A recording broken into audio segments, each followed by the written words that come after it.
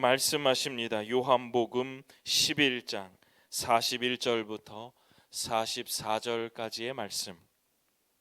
여러분과 제가 한 절씩 교독하십시다. 요한복음 11장 41절부터 44절까지의 말씀입니다.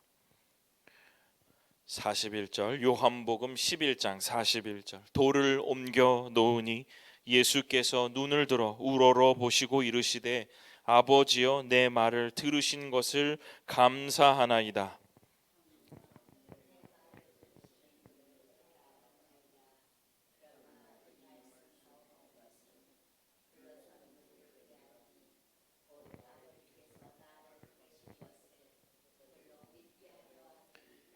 이 말씀을 하시고 큰 소리로 나사로야 나오라 부르시니 그 얼굴은 수건에 쌓였더라. 예수께서 이르시되 풀어놓아 다니게 하라 하시니라.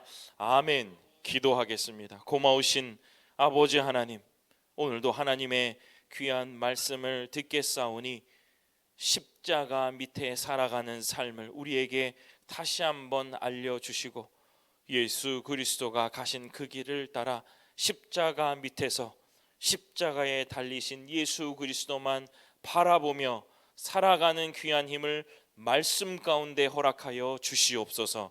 감사드립니다. 예수님 이름으로 기도드립니다. 아멘.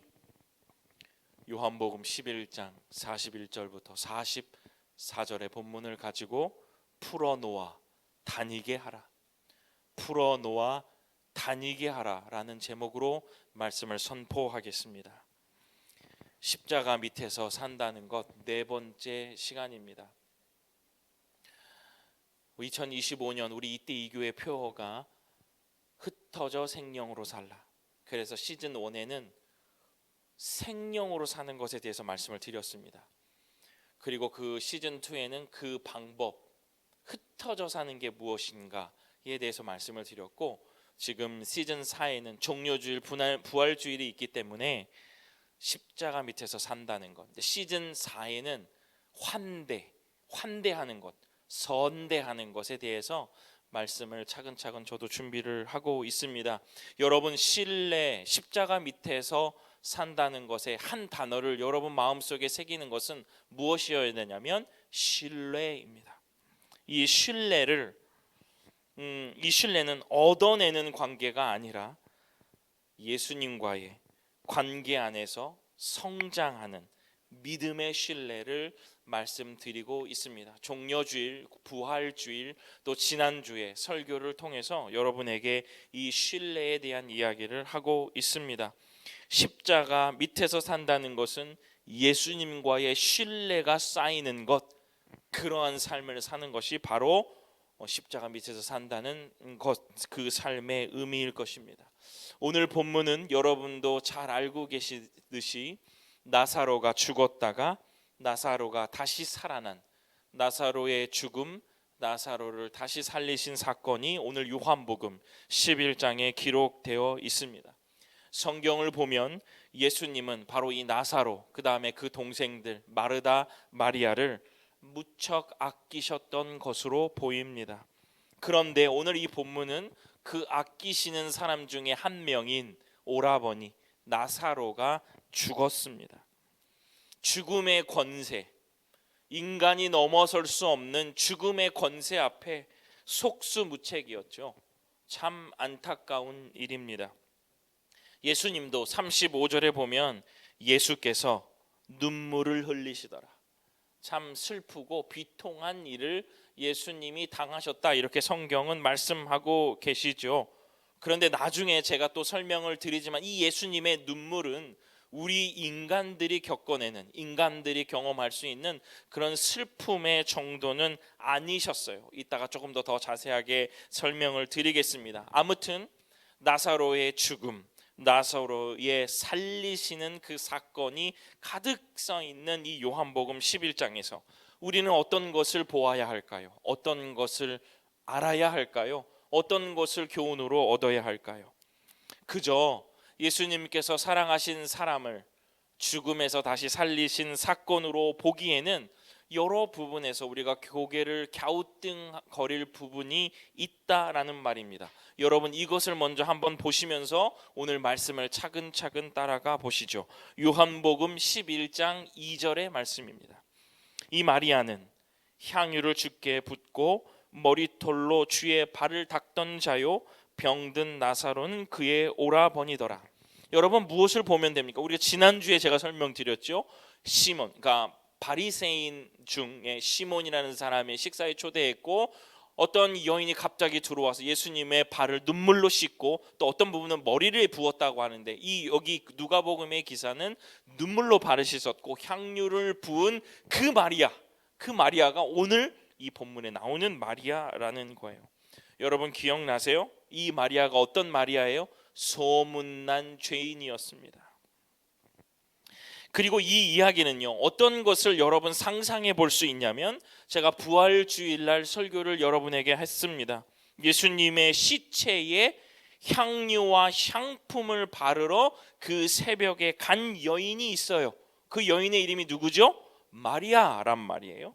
근데 오늘도요, 이 마리아는 오늘 이 나사로가 죽은 이 사건 속의 마지막 동생인 마리아도 지난주 제가 설교 드렸던 듯이 예수님의 발에 향유를 부은 여인이에요. 여러분, 물론 다른 마리아들입니다. 오늘 이 마리아는 베다니의 마리아 이렇게 말하고, 그때 예수님께로 달려간 그 마리아는 막달라 마리아라고 얘기들 하곤 하죠. 그렇지만 이 마리아들이 너무 많아서 성경의 학자들도 여러 가지로 분류하고 있지만 일단은 다른 마리아입니다.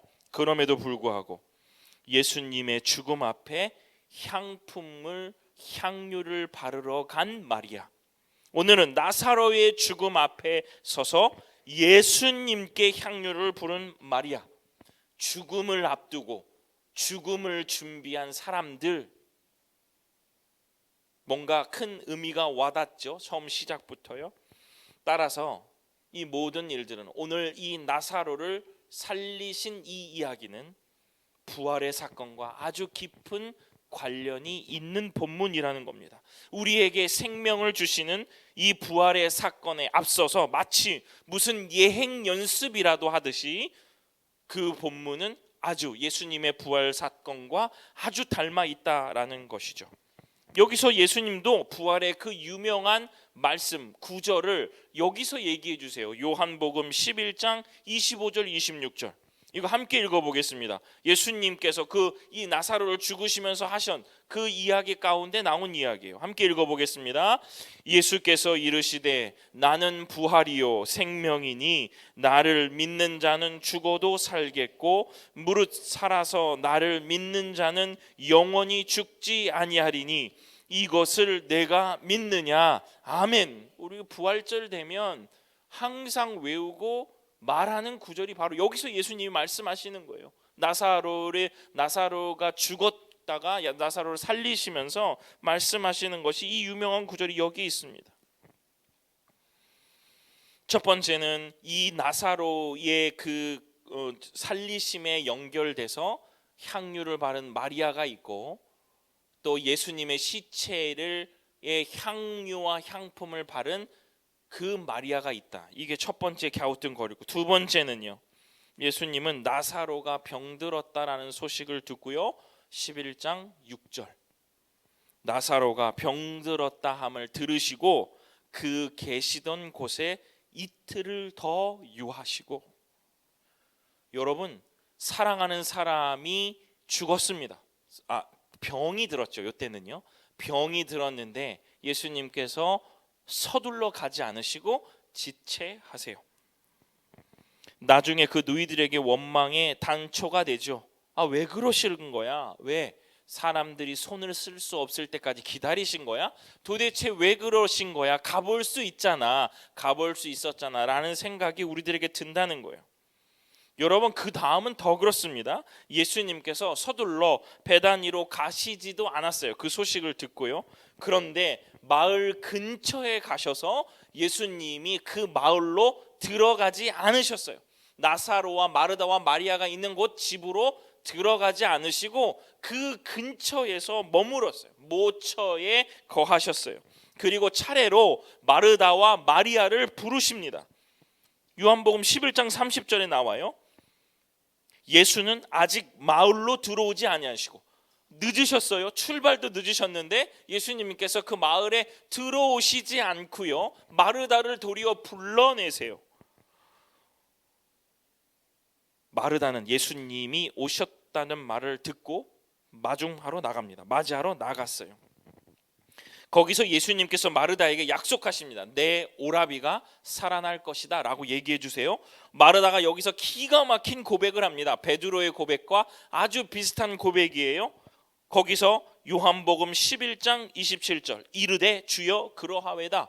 주는 그리스도시요 세상에 오시는 하나님의 아들이신 줄 내가 믿나이다. 아멘. 여러분 보세요. 오라버니가 죽어 있어요. 예수님은 그 집으로 오시지 않고 마을 바깥에 있어요. 마르다를 불러요. 살아날 것이다. 마르다가 여기서 고백합니다. 주는 그리스도시요. 물론 좋은 고백이고 믿음의 고백입니다. 그런데 지금 이 상황에 이게 적절한 이 일들이냐는 거예요. 오시지도 않고 또 가서 마르다는 고백해요. 이 고백을 하고 집으로 돌아가서 마르다가 다시 마리아에게 또 얘기합니다. 마리아야, 예수님이 부르셔. 이거 정말 제가 말하는 게 아니라 성경 그대로 말해요. 예수님이 너를 부르신다. 그래서 마리아가 다시 그 마르다를 맞이했던 곳으로 예수님을 만나러 나가요. 너무너무 이상하지 않으세요? 이 죽음과 장례가 벌어진 일에 예수님께서 하시는 일들이 그렇게 우리들에게 합당하게 보이지 않는다는 얘기예요. 이런 식으로 제가 여러분에게 이상하죠? 그러면 정말 이상할 거예요. 그런데 여러분, 이 이상한 지점이 우리에게 큰 은혜의 지점이 되리라 믿습니다. 이게 우리가 묵상해 봐야 될 지점이라는 거예요. 왜냐하면 예수님께서 하시는 일이 항상 이렇게 우리의 지각에 넘어 계시는, 왜 그럴까? 왜 이렇게 하셨을까? 왜 빨리 가지 않으셨을까? 이렇게 성경을 읽어내셔야 돼요. 그리고 또 마르다를 차례대로 부르는 거 한꺼번에 부르지도 않으셨어요. 무엇을 봐야 할까? 그 기본과 그 기초는 바로 여기입니다. 그 자녀들이 예수님을 만나서 공통적으로 하는 말이 있어요. 이게 바로 무엇이냐면 첫 번째, 마르다의 경우를 보겠습니다. 요한복음 11장 21절. 위에는 마르다예요. 마르다가 예수께 여짜오되 주께서 여기 계셨더라면 내 오라버니가 죽지 아니하였었겠나이다.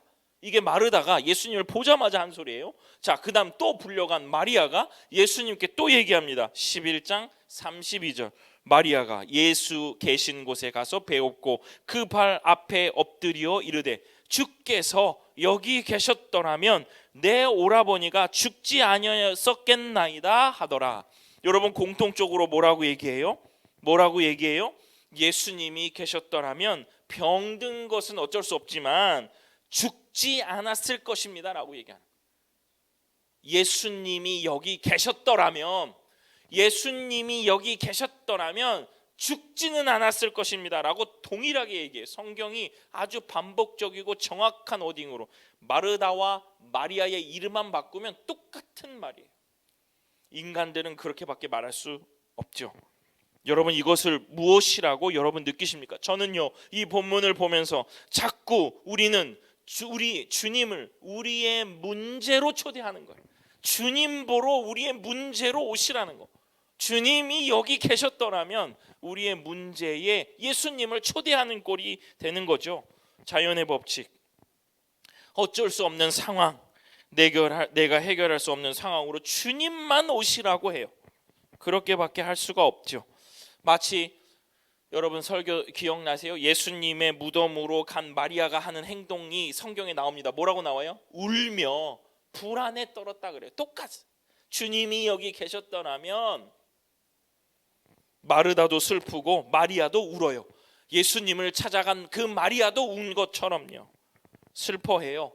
그렇기 때문에 빈 무덤을 뭐라고 해석해요? 도난으로 훔쳐간 것으로밖에 해석이 안 돼요. 다시 일어나신, 다시 부활하신 예수님의 부활을 생각할 수가 없어요. 왜 그래요? 자기 문제로 예수님을 초대하면 그렇게밖에 안 보이는 거예요. 근데 여러분, 주님이 어떻게 하세요? 그 자리에서 나오렴. 그 자리로 나를 초대하지 말고 요한복음 11장 28, 29절 이 말을 하고 돌아가서 가만히 그 자매 마리아를 불러 말하되 선생님이 오셔서 너를 부르신다 하니 마리아가 이 말을 듣고 급히 일어나 예수께 나아가매. 여러분, 오늘의 이 본문은 우리들에게 예수께서 여기 계셨더라면의 신앙에서 너를 부르신다, 예수께 나아가라, 이 말을 하고 싶으신 것입니다. 우리를 주님 앞으로 오도록 주님께서 우리를 부르신다는 거예요. 요한복음 11장의 가장 중요한 말씀은 저는 바로 이 예수께서 부르신다, 예수께 나아가매라는 그 구절로 묵상이 돼요. 돌아보니까 그렇죠. 우리의 문제로 예수님을 항상 초대하고 우리의 생각대로만 예수님을 맞추려고 하고, 근데 예수님은 죽음의 그 일 앞에, 우리의 절박한 일 앞에 뭐라고 하냐면 그 절박한 순간에, 그 긴급한 순간에 나에게로 와라, 마리아를 부르세요. 예수께서 부르신다. 그러니 이 마리아가 예수께 나아가매. 사랑하는 주님의 성도 여러분, 긴급하고 절박한 여러분의 문제 앞에 여러분이 예수님을 그냥 오시라고만 하지 말고 주님이 부르시는 곳으로 나아가시는 주님의 귀한 성도 되시기를 주님의 이름으로 축원합니다. 주님이 부르십니다. 주님 앞으로 오라고. 그 문제 앞에서 울면서 슬퍼하지만 말고 나에게로 오라고 부르시는 거예요.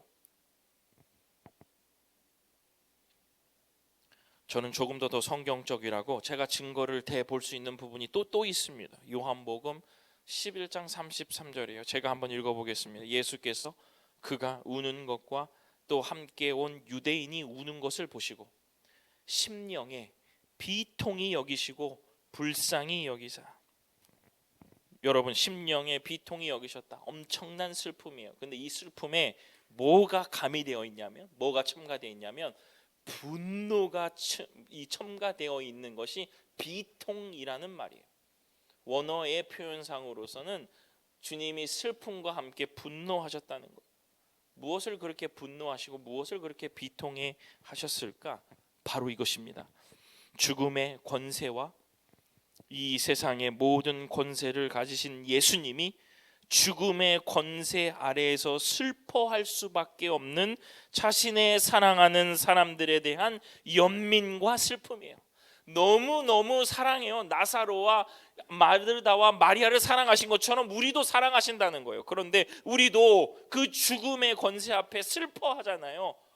우리도 마음 아파하잖아요. 근데 그것을 보시고 죽음의 권세를 이미 이기신 예수 그리스도가 그것을 보실 때 분노하신다는 거예요. 감히 나의 사랑하는 자들을 죽음의 권세로 무릎 꿇혔다고 이 비통의 여기심이 여기서 드러난다는 거예요. 그 죽음의 권세 아래 놓여 있는 자기 백성들에 대한 무한한 사랑과 그들의 슬픔에 대한 동정이 예수님이 비통히 여기시는 것으로 나타나 있다는 겁니다. 오늘 그래서 저는 여러분과 이 말씀을 나누면서 이 본문은 요한복음 11장은 예수님의 부활을 비추고 있습니다. 예수님의 부활 전에 아주 비슷하게 예수님의 부활의 능력, 예수님의 부활의 그날의 일들을 그리고 있다는 거예요. 죽음의 권세 아래 옴짝달싹할 수 없는 자들, 우리 이 나사로, 마르다, 마리아처럼요. 그리고 그 권세 아래 놓여 있으면서 자기가 생각하는 정도에서만 생각하고 말하고 억눌리고 착각하는 자들에게 그 아래 있지 말라고 오늘 성경은 우리들에게 말씀하고 계시는 겁니다. 슬픔과 어려움 가운데 있지만 그 가운데서도 예수 그리스도의 나타나심과 예수 그리스도의 다시 살리심을 기억하고 기쁨으로 그 일들을 감당해 나가고 우리들에게 요청하고 계시는 거예요. 그래서 오늘 예수님께서 내가 부활이다 라고 말씀하시는 거예요. 죽음의 권세 아래 너희들이 있어서 슬프며 불안하고 고통 가운데 있잖아. 아니야, 내가 부활이다. 너희도 부활할 것이다. 이 이야기를 요한복음 11장에 나사로를 죽이고 나사로를 다시 살리시면서 우리들에게 말씀하고 계시는 겁니다. 내가 그 권세를 이겼으니 부활했으니 너희의 문제로 나를 소환할 것이 아니라 도리어 생명이 있는 나에게로 나와 그 부활의 생명을 누리라고 말씀하고 계시는 거예요. 그 죽음으로 나를 소환하지 말고 이미 죽음의 권세를 이긴 생명의 나에게로 나와 너희들도 그 부활의 생명을 누리렴. 예수께서 너를 부르신다. 예수께 나아가매. 이 말씀을 하고 계시는 겁니다. 바로 이것이 십자가 밑에서의 삶이요 또 그 능력인 것입니다. 사랑하는 성도 여러분, 죽음의 권세를 이기시고 우리에게 부활 생명을 주시는 그 하나님의 은혜를 다시 깊이 생각하신 오늘 주일 되시기를 소원합니다. 그저 나의 문제로 오셔야만 한다고 우기는 삶에서 벗어나서 예수님께로 나아가게 되시는, 예수님의 부름을 듣게 되시는 우리 주님의 귀한 성도들 다 되시기를 주님의 이름으로 축원합니다. 말씀을 마치겠습니다.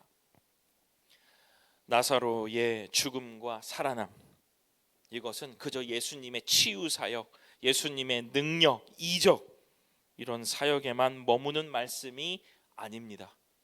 죽음의 권세 앞에 애통할 수밖에 없는 그 인생들에게 나사로처럼 예수님처럼 너희도 부활할 것이라는 확신을 주시는 예행 연습이었다는 거예요. 주께서 여기 계셨더라면 내 신앙에서 예수께 나아가는 신앙을 소유하게 되시는 주의 귀한 성도들 다 되시기를 주님의 이름으로 축원합니다.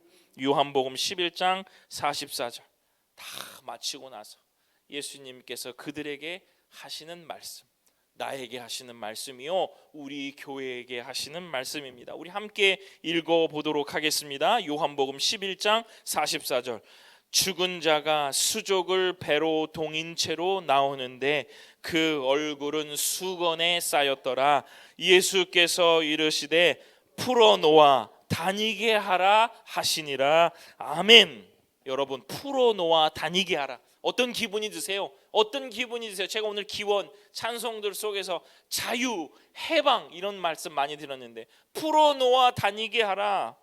자유로움이 느껴지지 않으세요? 저는 이거 부활의 새로운 정의라고 생각합니다. 여러분, 나사로는 또 죽지요. 예수님이 살려주셨지만 또 죽을 목숨입니다. 우리와 똑같지요. 그런데 주님이 말씀하세요. 우리에게 풀어놓아 다니는 삶을 살아라.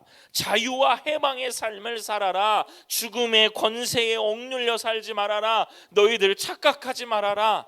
부활의 생명 대신 나에게로 돌아와 나에게로 나와. 죽음의 권세에 억눌려 살지 말아라. 돈의 권세에 억눌려 살지 말아라. 시간의 권세에 억눌려 살지 말아라 라고 말씀을 주시는 겁니다. 사랑하는 주님의 성도 여러분, 풀어놓아 다니게 하는 능력이 예수께 있습니다. 부활의 주님께 있습니다. 그래서 여러분들도 여러분의 삶 가운데 억눌려 있고 슬프고 고단하고 우리가 해결할 수 없는 그 지경에 있을지라도 풀어놓아 다니게 하시는 그 하나님의 은혜를 여러분이 기대하며 살게 되시면 참 좋겠습니다. 이것을 믿음으로 고백하시고 풀어놓아 자유롭게 주의 나라를 위해 살게 되시는 이때 이 교회 모든 성도들 다 되시기를 주님의 이름으로 축원합니다. 기도하겠습니다.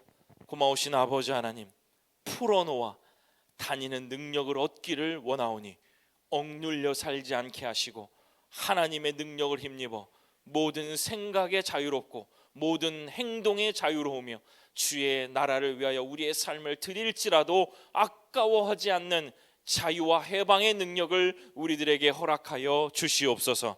감사드립니다. 예수님 이름으로 기도드립니다. 아멘.